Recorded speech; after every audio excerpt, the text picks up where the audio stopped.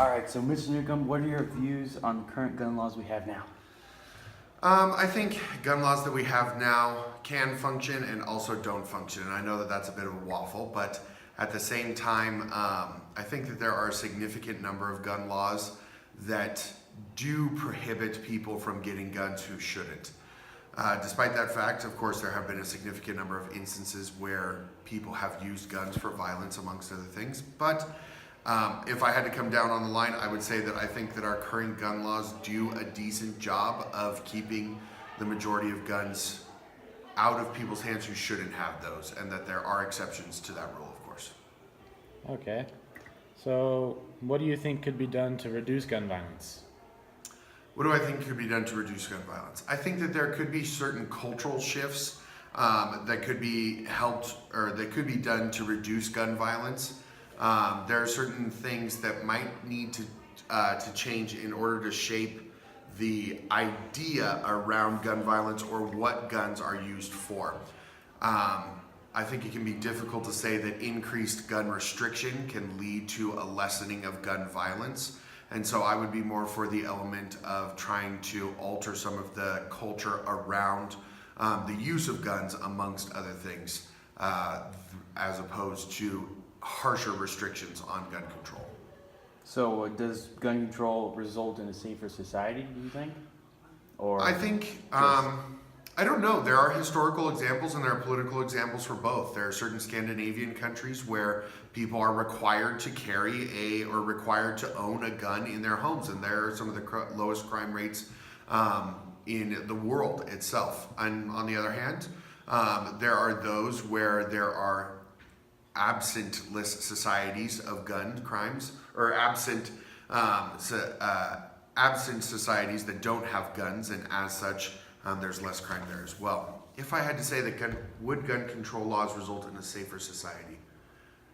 On the whole, yes. There's a reason for gun control laws and gun restrictions, and on the whole, they make it a safer society.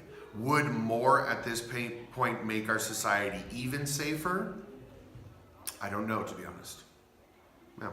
So do you think it should be like harder to get a gun or like easier to get one? In the state of California or in general? In the United States. I think in the state of California, it's already pretty difficult to get a gun in terms of there's a significant amount of restrictions. I think on the whole, there are other areas where it can be extremely easy.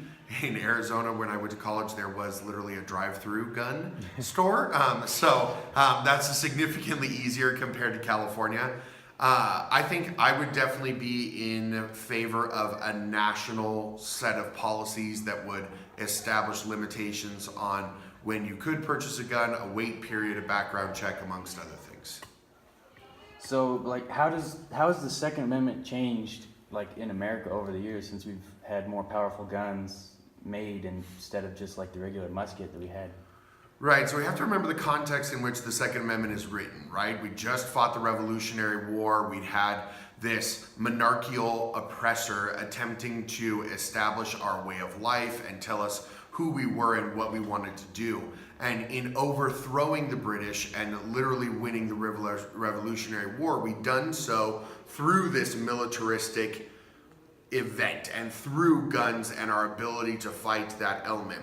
And in the frame of the Constitution, with this idea that man not only has the right to consent to government, but has the duty to stop the government when it is infringing upon its rights, I think that the Second Amendment is created in the nature of ensuring that the people would have the ability to do that if needed so. And given that in the modern day, government has become so strong and so much more disassociated from the individual like it was in the late 1700s and early 1800s, I think it's become more about individual gun ownership as opposed to that ideological mannerism about the ability to protect a democracy amongst the people itself. And so over time, as it started to change and as it's really started to become interpreted differently, it's become more about individual rights as opposed to the protection of the government, or the protection of the people from the government. So would you say the Second Amendment is still relevant today with all the changes we've had? Absolutely. Yeah, massively, right? Because even if we have entered into a different society where the government is more powerful and true armed overthrow of the government would maybe not ever work unless the military, was out of the question. Yeah. This idea that the people are still in control of the government and that guns represent the power of the people to tell the government and tell the government what they want and for the government to follow through is still extremely relevant and extremely important today. Thank you for your time, Mr. Newcomb. Yeah, you're welcome. All right, thanks, Ryan. What do you think of the Second Amendment? What does it mean to you? The Second Amendment. I'm going to try not to tear up, guys.